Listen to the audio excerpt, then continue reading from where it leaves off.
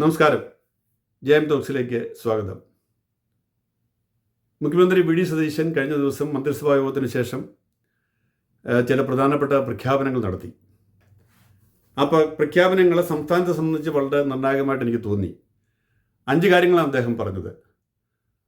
അത് ഏറ്റവും പ്രധാനപ്പെട്ട 2 എനിക്ക് തോന്നിയത്, ഒന്ന് സംസ്ഥാനത്തിൻ്റെ മൂല്യം നിർണ്ണയത്തിന് വേണ്ടിയിട്ട്, അല്ലെങ്കിൽ സംസ്ഥാനത്തിൻ്റെ സ്ഥാവര ജംഗമ വസ്തുക്കളുടെ മൂല്യം നിശ്ചയിക്കാൻ വേണ്ടിയിട്ട് ഉള്ള ഒരു സംവിധാനം, ഒരു ഡിജിറ്റൽ അസസ്മെൻറ്റ്. രണ്ടാമത്തേത് സംസ്ഥാനത്തിൻ്റെ പണം ചോരുന്ന വഴികൾ കണ്ടെത്തുക. ഉദാഹരണത്തിന് സംസ്ഥാനത്തിൻ്റെ പദ്ധതി നിർവഹണത്തിലെ പാളിച്ചകളും പദ്ധതി നിർവഹണത്തിലെ കാലതാമസവും മൂലം എസ്റ്റിമേറ്റ് തുകയെക്കാളും വളരെ ഇരട്ടി, പല മടങ്ങ് ചെലവ് വരുന്ന തരത്തിലുള്ള പാഴ്ചെലവുകളെക്കുറിച്ച് പഠിക്കാനും അത് തടയാനും വേണ്ടിയുള്ള സംവിധാനം. മൂന്നാമത്തേത് സംസ്ഥാനത്ത് ഏകദേശം 19,000 കോടി രൂപയോളം ശമ്പളം വാങ്ങുന്ന ഒട്ടേറെ ഉദ്യോഗസ്ഥന്മാർ പല സ്ഥലത്തും ഇരിപ്പുണ്ട്. ഈ ഉദ്യോഗസ്ഥന്മാരൊക്കെ എന്ത് ചെയ്യുന്നു? അവരുടെ പ്രവർത്തനങ്ങളെ സംസ്ഥാനത്തിന് എന്തെങ്കിലും തരത്തിൽ മൂല്യവർദ്ധനയിൽ സഹായിക്കുന്നുണ്ടോ, അതോ അത് വെറും പാഴ്ചെലവാണോ എന്ന് കണ്ടെത്തുകയും അത് അനാവശ്യമായത് ഇല്ലാതാക്കുകയും ചെയ്യാനുള്ള നിർദ്ദേശം. നാലാമത്തേത് അനാവശ്യമായിട്ടുള്ള കാലഹരണപ്പെട്ട നിയമങ്ങളെ മാറ്റി നിയമപരിഷ്കരണം കൊണ്ടുവരിക. അഞ്ചാമത്തേത് സർക്കാരിലേക്ക് എന്തെങ്കിലും ആവശ്യങ്ങളുമായിട്ട് വരുന്നവർക്ക്, ബിസിനസ് കാര്യങ്ങൾക്ക് വരുന്നവർക്ക് അവരുടെ ബിസിനസ് കാര്യങ്ങളെ എളുപ്പത്തിൽ ചെയ്തു കൊടുക്കാൻ കഴിയുന്നവർ, ഈസ് ഓഫ് ബിസിനസ് എളുപ്പമാക്കാൻ കഴിയുന്ന നിർദ്ദേശങ്ങൾ. ഈ 5 കാര്യങ്ങളെക്കുറിച്ച് പഠിക്കാൻ വേണ്ടി അദ്ദേഹം സമിതികളുണ്ടാക്കി എന്നുള്ളതാണ് പറഞ്ഞിരിക്കുന്നത്. ഇത് പറഞ്ഞപ്പോൾ ഞാൻ ഒരു 35 വർഷം മുമ്പ് തിരുവനന്തപുരത്ത് ഒരു പത്രലേഖനായിട്ട് വന്ന കാലത്ത് ഞാൻ ചെയ്ത റിപ്പോർട്ടിനെ കുറിച്ച് ഓർത്തുപോയി. അക്കാലത്ത് കേരളത്തിൻ്റെ 20ഓളം ജലസേചന പദ്ധതികൾ അതിനു മുമ്പുള്ള 20 വർഷമായിട്ട് പണി പൂർത്തിയാകാതെ കിടക്കുകയാണ്. ഇത് ആദ്യം ഞാൻ കണ്ടെത്തിയത് ഞാനല്ല. കാരണം സംസ്ഥാന നിയമസഭയിലെ MLA-മാരുടെ ഒരു സമിതി ഇതേക്കുറിച്ച് പഠിച്ചിട്ട് അവർ റിപ്പോർട്ട് തയ്യാറാക്കി. ആ റിപ്പോർട്ട് നിയമസഭയുടെ മേശപ്പുറത്ത് വെച്ചു. പക്ഷേ ആരും അത് പഠിച്ചില്ല. ഈ റിപ്പോർട്ട് എൻ്റെ കയ്യിലെത്തിയപ്പോൾ എനിക്കത് കൗതുകം തോന്നിയിട്ട് ഞാനെടുത്ത് വായിച്ചു നോക്കി. അപ്പോൾ ഇത് വളരെ ഞെട്ടിക്കുന്നൊരു കാര്യമായിരുന്നു.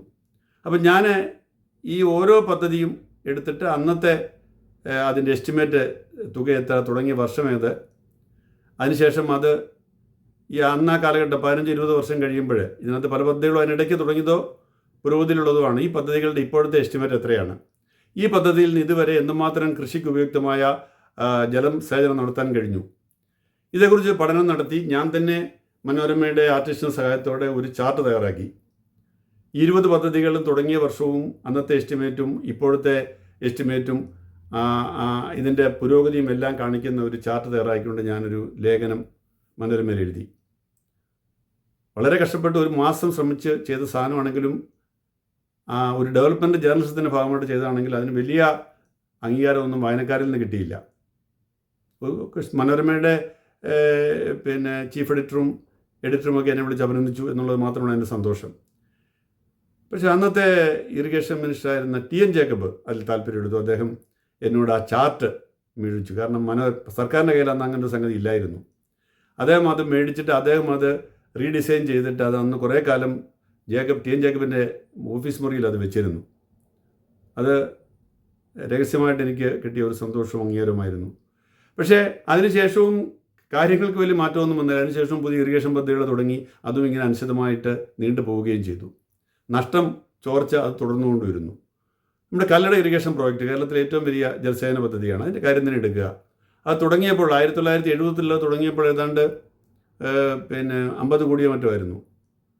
ഏറ്റവും ഒടുവിൽ അത് തീരുന്ന സമയത്ത്, ഇപ്പോൾ തീർന്നെന്ന് എനിക്ക് തോന്നുന്നു, തീരുന്ന സമയത്ത് അത് 900 കോടിക്ക് മുകളിലായി. മൂവാറ്റുപുഴ വാലി ഇറിഗേഷൻ പ്രോജക്റ്റ് തുടങ്ങിയ സമയത്ത് ഏതാണ്ട് 15-16 കോടി രൂപയായിരുന്നു. ഇന്നത് 700-800 കോടി രൂപയിലാണത് അവസാനിച്ചു എന്നുള്ളത് എനിക്കിപ്പോഴും ഉറപ്പില്ല. അതുപോലെ തന്നെ കാരാപ്പുഴ ജലസേചന പദ്ധതി വളരെ പണ്ട് തുടങ്ങിയ പദ്ധതിയാണ്. 1974 തുടങ്ങിയ പദ്ധതി. അന്ന് 7-7.5 കോടി രൂപ മാത്രമായിരുന്നു എൻ്റെ എസ്റ്റിമേറ്റ്. പക്ഷേ അത് വന്ന് 2017 ആയപ്പോൾ അതിൻ്റെ എസ്റ്റിമേറ്റ് ഏകദേശം 500 കോടിയോളം രൂപയായി. എങ്ങനെയാണ് നമ്മുടെ പണം ചോരുന്നതെന്ന് മനസ്സിലാക്കാൻ ഇതിനുള്ള ആവശ്യം, ഇതിനുള്ള തെളിവുകൾ വേണ്ട എന്ന് മാത്രമല്ല, ഈ കഴിഞ്ഞ 40 വർഷമായിട്ട് ഈ പദ്ധതികൾ ഇങ്ങനെ കിടക്കുന്നത് വഴി ജലസേചനത്തിന് എന്തിന് ജലസേചനം, അല്ലെങ്കിൽ കേരളത്തിൽ കൃഷി കൊണ്ട് ലാഭമില്ലാത്ത സ്ഥിതിക്ക് എന്തിനാണ് ഇങ്ങനെ പണം ചെലവഴിക്കുന്നത് എന്ന് പോലുമുള്ള ഒരു റീതിങ്കിങ് നടക്കുന്നില്ല എന്നുള്ളതാണ് ഏറ്റവും വലിയ സങ്കടകരമായ കാര്യം. അപ്പോൾ കേരളത്തിൽ ഇന്ന് വരെ ജലസേചന പദ്ധതികൾക്ക് വേണ്ടി മാത്രം മുടക്കിയ മൊത്തം തുക എത്ര ആയിരം കോടി രൂപയാണ്. ഇതുകൊണ്ട് കേരളത്തിൽ എത്രമാത്രം കൃഷി വളർന്നു, ഇത് മാത്രം നോക്കിയാൽ മതി നമ്മളുടെ ദയനീയ സ്ഥിതി മനസ്സിലാക്കാനായിട്ട്. എന്തായാലും വി ഡി സതീശൻ ഇങ്ങനെ ഒരു ശ്രമം നടത്തിയത് ഞാൻ അങ്ങേയറ്റം അഭിനന്ദിക്കുകയാണ്. ഇത് ഇറിഗേഷനിൽ മാത്രമല്ല, പൊതുമരാമത്തിൽ മാത്രമല്ല, കേരളത്തിൻ്റെ എല്ലാ ഭാഗത്തിലും എല്ലാ വകുപ്പുകളിലും ഇങ്ങനെ പദ്ധതികൾ തുടങ്ങുകയും സമയത്ത് പൂർത്തിയാക്കുകയും ചെയ്യാതെ പണം ചോർന്നുകൊണ്ടേയിരിക്കുകയാണ്. ഏറ്റവും നല്ല ഉദാഹരണം ഈ ഇൻലാൻഡ് നാവിഗേഷൻ, ഈ നദികളെ തമ്മിൽ ബന്ധിപ്പിക്കുന്ന ഒരു ട്രാൻസ്പോർട്ടേഷൻ സംവിധാനത്തിന് വേണ്ടി നമ്മളിങ്ങനെ എത്രയോ വർഷങ്ങളായിട്ട്, കഴിഞ്ഞ 10 വർഷമായിട്ട് ഇതിനു വേണ്ടി പണം ചിലവാക്കിക്കൊണ്ടിരിക്കുകയാണ്. ഇപ്പോഴും അതിവിടെ എത്തിയിട്ടില്ല. എത്ര കോടി രൂപ അതിനുവേണ്ടി ചിലവാക്കിയെന്ന് കണ്ടെത്തുക. അപ്പോൾ ഇതൊക്കെ കണ്ടെത്താനും ഇതിനെ സംബന്ധിച്ച് ഒരു ഡിജിറ്റൽ പോർട്ടൽ ഉണ്ടാക്കാനും ജനങ്ങൾക്കും ഇതെപ്പോഴും പരിശോധിക്കാനുമുള്ള ഒരു അവസരമാണ് ഇതുകൊണ്ട് ഉണ്ടാകുന്നത്. പക്ഷേ നിർഭാഗ്യം എന്ന് പറയട്ടെ, ഇത്രയും വളരെയേറെ നാടിന് പ്രയോജനം ചെയ്യുന്ന ചില കാര്യങ്ങൾ മുഖ്യമന്ത്രി പറഞ്ഞിട്ടും ഞാൻ ശ്രദ്ധിച്ചു, അന്നത്തെ ക്യാബിനറ്റ് ബ്രീഫിങ്ങിൽ ഒരാളും അതേക്കുറിച്ച് ചോദിച്ചില്ല. മുഖ്യമന്ത്രിയുടെ സ്ത്രീവിരുദ്ധ പരാമർശത്തെക്കുറിച്ചൊക്കെ വളരെ ഘോരഘോരം ചോദ്യങ്ങൾ കേട്ടു. പക്ഷേ ഇതെന്താണ് ഈ പദ്ധതി, ഇത് നിങ്ങൾ എന്താണ് ലക്ഷ്യം വയ്ക്കുന്നത്, ഇത് എന്നത്തേക്ക് നടപ്പാകും ചോദിക്കാമായിരുന്നതാണ്. പക്ഷെ ആരും ചോദിച്ചു കണ്ടില്ല. അതിനെ സംബന്ധിച്ച് ഒരിടത്തും ഒരു വലിയ ചർച്ചയും നടന്നതായിട്ട് ഞാൻ കണ്ടില്ല. പക്ഷെ അത്തരം കാര്യങ്ങൾ നമ്മുടെ മാധ്യമപ്രവർത്തകർ താല്പര്യമെടുക്കണം, ജനങ്ങൾ താല്പര്യമെടുക്കണം. എന്ന് മാത്രമല്ല, ഒരു വർഷം കഴിയുമ്പോൾ മുഖ്യമന്ത്രിയോട് ചോദിക്കണം, നിങ്ങൾ അന്ന് പ്രഖ്യാപിച്ച ഈ ഒരു പദ്ധതി എന്തായി, ഇപ്പോൾ അതിന് പുരോഗതി എത്ര, എവിടെ അസസ്മെൻറ്റ്.